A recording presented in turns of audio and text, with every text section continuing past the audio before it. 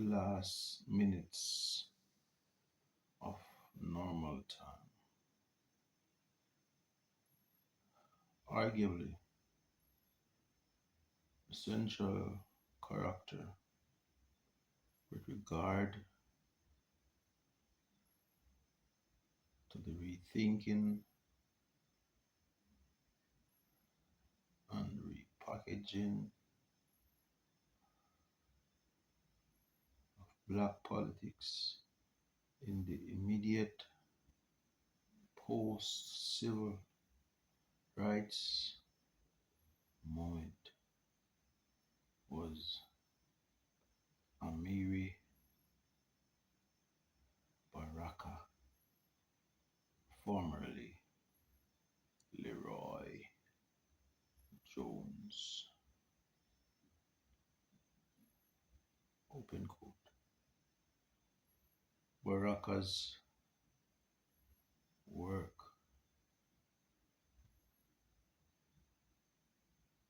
is in break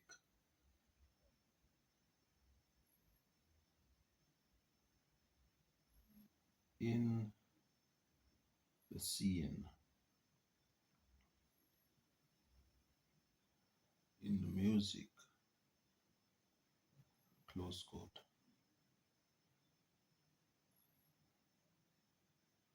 observes poet, cultural studies scholar Fred Martin.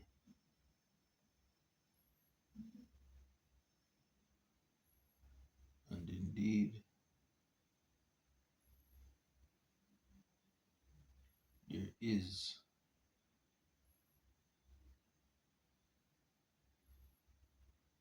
a sense in which,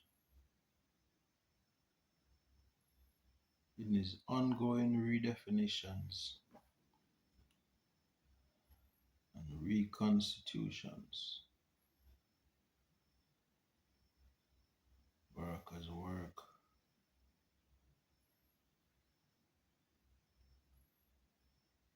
and at times his body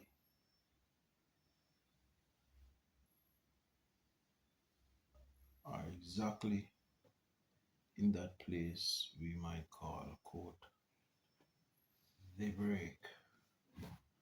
The next chapter will reach, sorry. Working thoroughly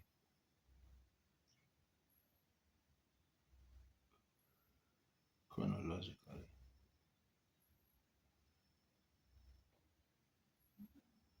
First scene that provides us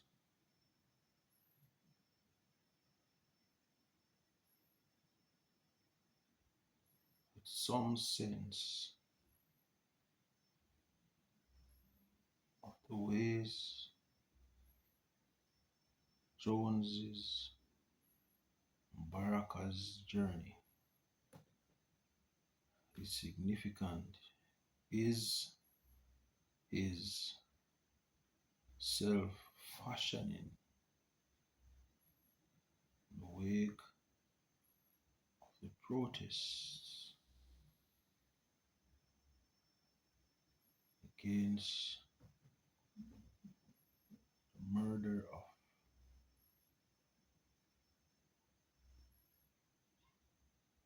Patrice Lumumba and his increasing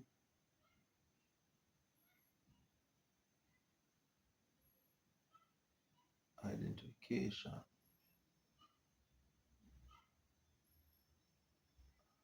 of his own work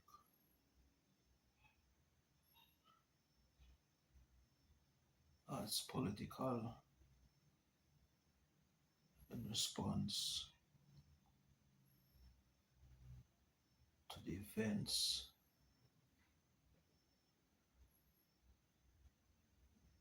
of that period.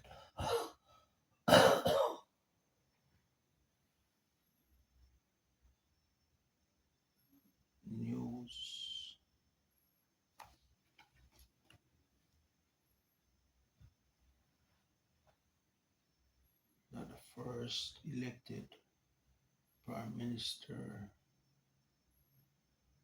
of the Congo had been murdered under mysterious circumstances in January 1961, provoked a number sorry, of protests against the government of Belgium, which had recognized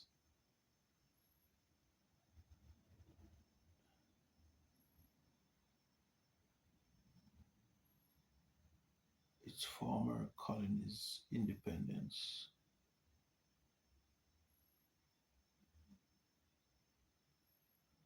Only 6 months earlier, on June 30th, 1960.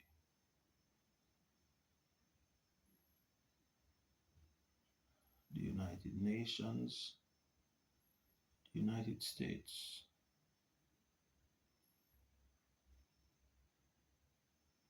under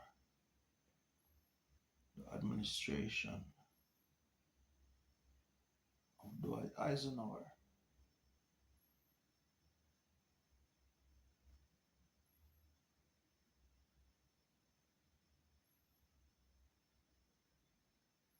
were also criticized for failing to intercede.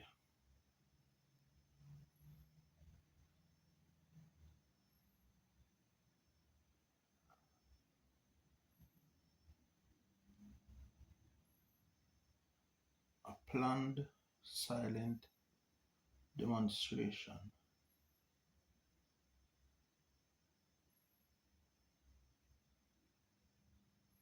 by a group of about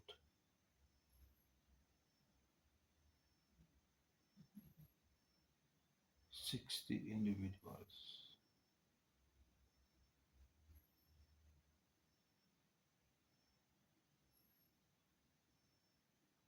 among them the actor Maya Angelou.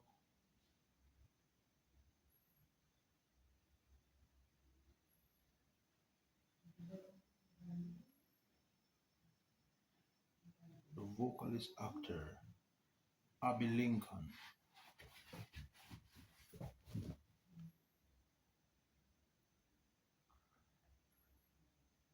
and her husband, drummer Max Roach.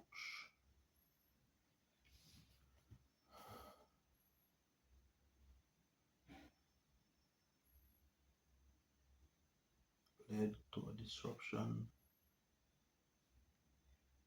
of the proceedings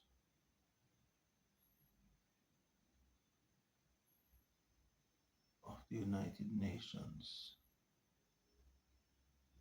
Security Council on February 15th,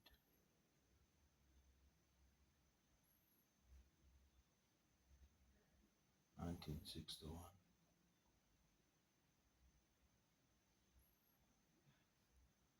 and clashes with the organization's guards. The same day, roughly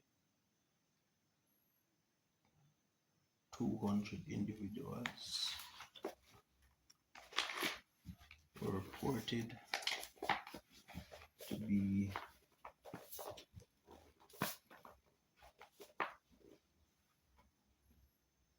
picketing outside the United Nations building on 42nd and 43rd Street. This crowd, which included Paul Robeson Jr., quote, son of the singer who has been associated with pro-communist causes, end quote. The New York Times would note,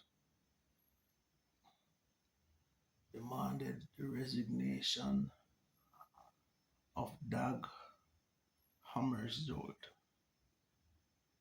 Secretary General of the United Nations. Dispersed by the police when they tried to march on Times Square, many of the demonstrators reconvened that evening for a rally in Harlem on 7th Avenue between 125th and 126th Streets. Gathering that would be described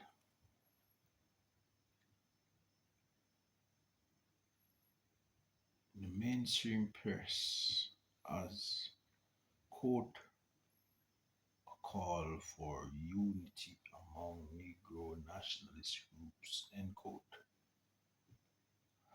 Asked to comment,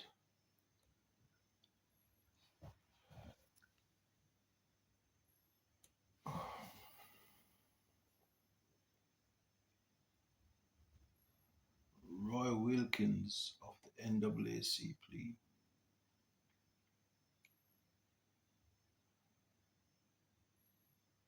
suggested that Lumumba's assassination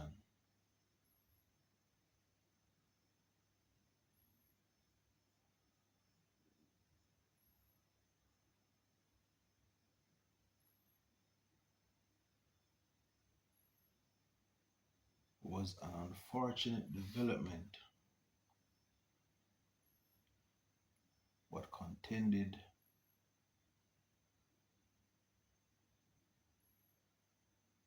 predictably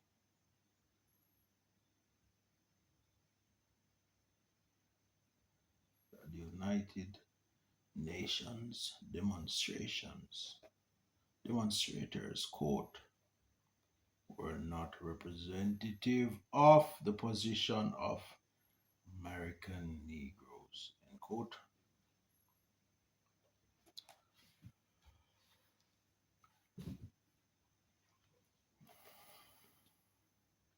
Among the demonstrators were Leroy Jones, at that point a poet, novelist,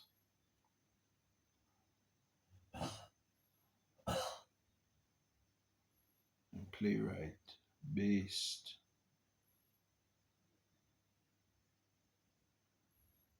in the bohemian enclave of New York City's Greenwich Village, who had only recently begun to think of his work and its function in political terms. Open quote. I'm a poet. What can I do? Close quote. He asked in an essay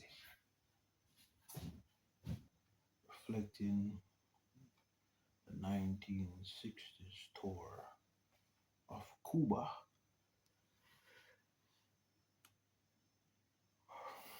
that journalist Richard Gibson invited him to join.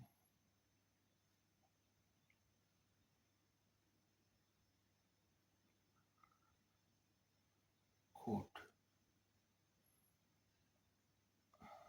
I'm not even interested in politics, close quote.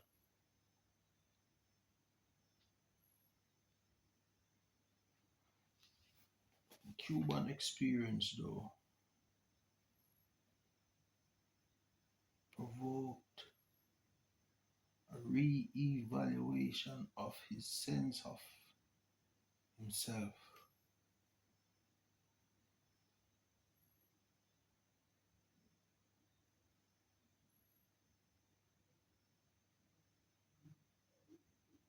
A reorientation that led to his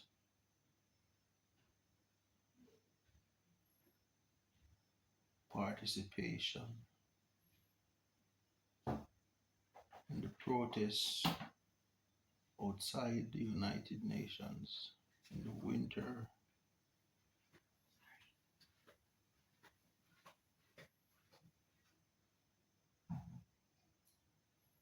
of 1961.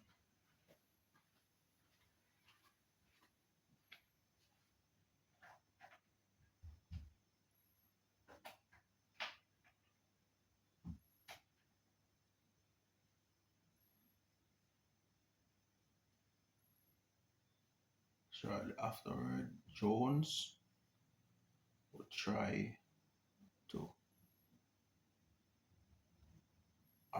articulate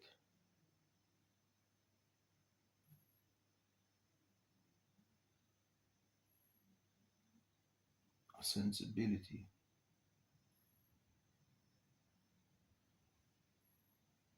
that went beyond the practices and assumptions of the civil rights movement and argued for the need for a more nationalist orientation in black politics.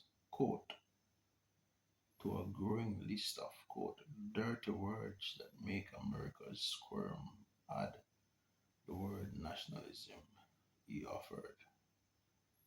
I would say that the word has gained almost as much infamy in some quarters of this country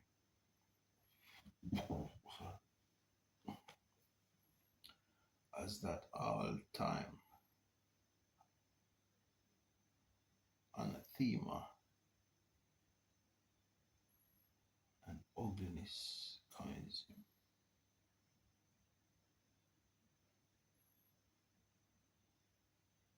In fact, some journalists, commentators, and similar types use the words interchangeably.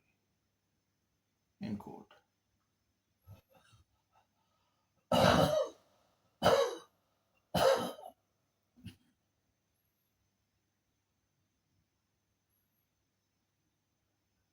Defining nationalism rather loosely as, quote, acting in one's own best interest, end quote. Jones posited that conditions called for, quote, an extreme nationalism in the best interests of our country, the name of which the rest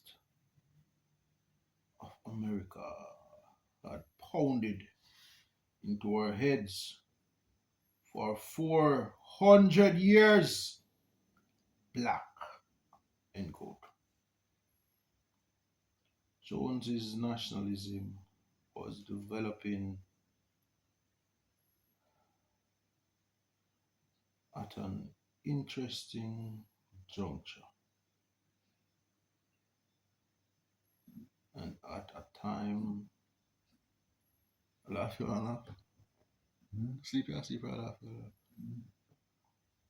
And you come back. Water?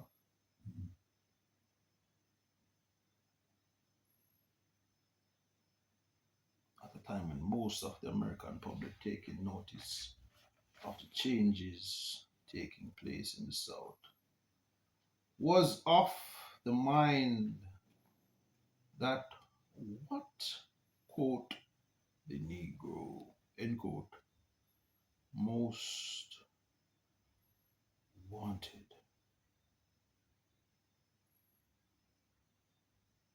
of integration, while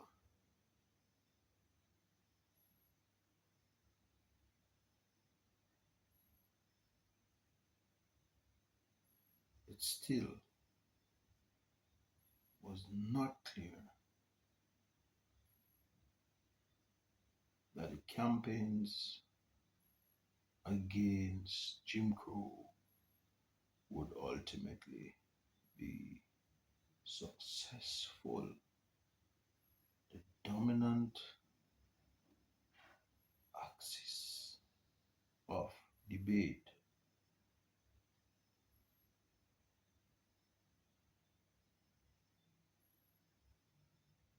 centered on the question whether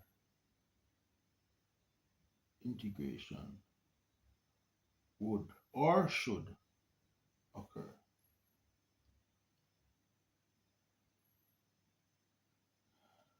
Accordingly, in the eyes of many,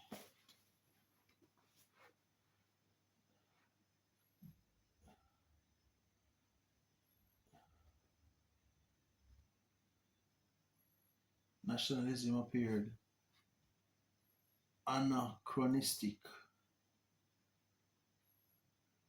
just simply odd,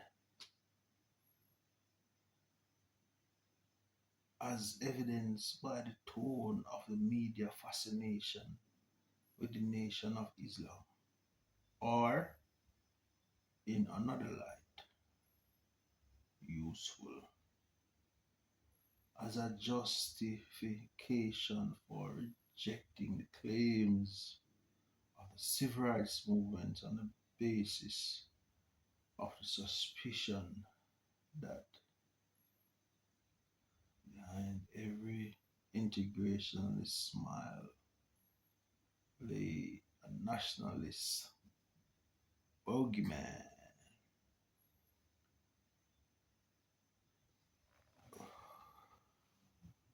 Last paragraph here, sir. Last paragraph. Okay. Jones's politics then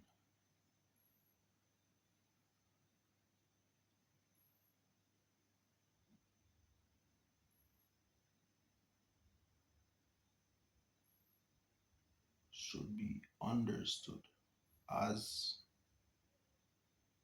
a break from that assumption. A rapture whose stridency was correlated with the intensity of the wider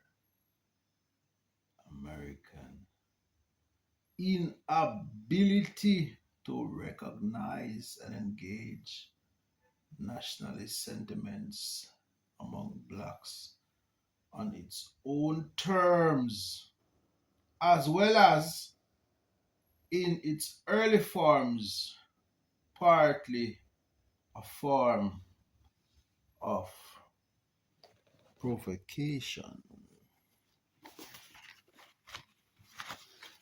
Form of what? Unification. Provocation. Provocation.